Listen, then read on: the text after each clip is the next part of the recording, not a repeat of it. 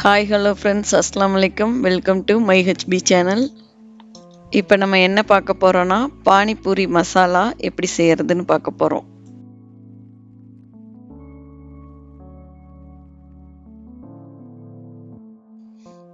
பச்சை பட்டாணி 100 கிராம் ஊற வச்சுருக்கோம். ஒரு குக்கரில் வேக வைக்கிறதுக்கு தேவையான அளவு தண்ணி ஊற்றி, தோல் சீவிய 2 நறுக்கிய உருளைக்கிழங்கு, அதோட நம்ம ஊற வச்ச பச்சை பட்டாணி ரெண்டையும் ஒன்றா போட்டு ஒரு விசில் விட போகிறோம்.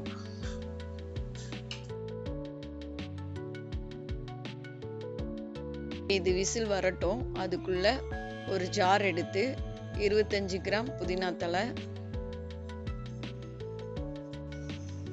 25 கிராம் மல்லித்தழை, 2 பச்சை மிளகாய், ஒரு தக்காளி,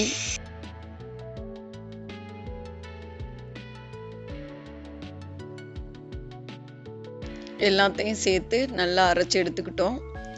இப்போ ஒரு கடாயில் 1 ஸ்பூன் எண்ணெய் ஊற்றி, கொஞ்சம் ஜீரகம்,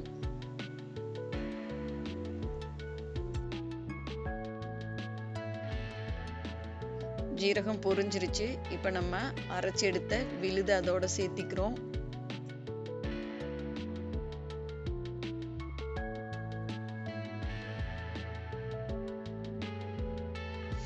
இதோட நறுக்கிய பெரிய வெங்காயம் சேர்த்து பச்சை வாசனை போக வரைக்கும் நல்லா வதக்குறோம்.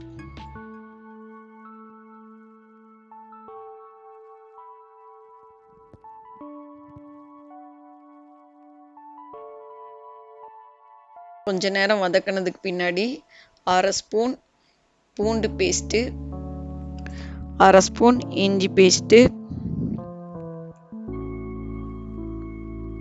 1/2 ஸ்பூன் மிளகாய்த்தூள், 3/4 ஸ்பூன் மல்லித்தூள், 1/4 ஸ்பூன் மஞ்சள் தூள்,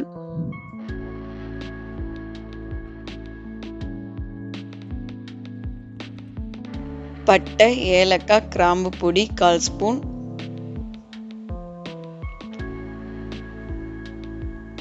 எல்லாத்தையும் ஒன்றா சேர்த்து நல்லா மிக்ஸ் பண்ணி, அது இப்போ அந்த ஃப்ளேவர்லாம் வெளியே வர்ற அளவுக்கு நல்லா கொதிச்சிட்ருக்கு. அந்த கிரேவி சிம்லே நல்லா வெந்துட்டுருக்கட்டும். இப்போ நம்ம முன்னாடியே விசில் விட்டுருந்த உருளைக்கிழங்கும் பச்சை பட்டாணியும் நல்லா வெந்துருச்சு, நல்லா வெந்திருக்கு. இப்போ இதில் பச்சை பட்டாணியை மட்டும் ஒரு 3 ஸ்பூன் அளவுக்கு எடுத்து வச்சுக்கிறோம்.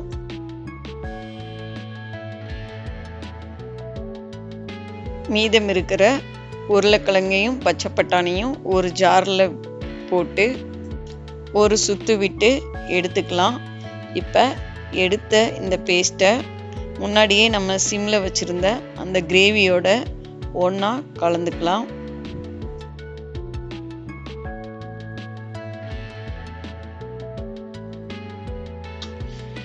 இதோட நம்ம முன்னாடியே வேக வச்சிருந்த பட்டாணியும் சேர்ந்து நல்லா கலந்த விண்ணி,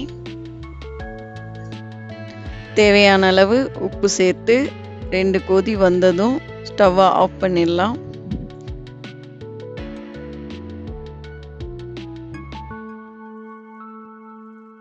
அவ்வளோதான், இந்த பானிபூரி மசாலா ரெடி ஆயிடுச்சு. ஒரு கடாயில் பானிபூரி பொரிக்கிறதுக்கு தேவையான அளவு எண்ணெய் ஊற்றி ரெடிமேட் பானிபூரியை போட்டு பொரிச்சு எடுத்துக்கலாம்.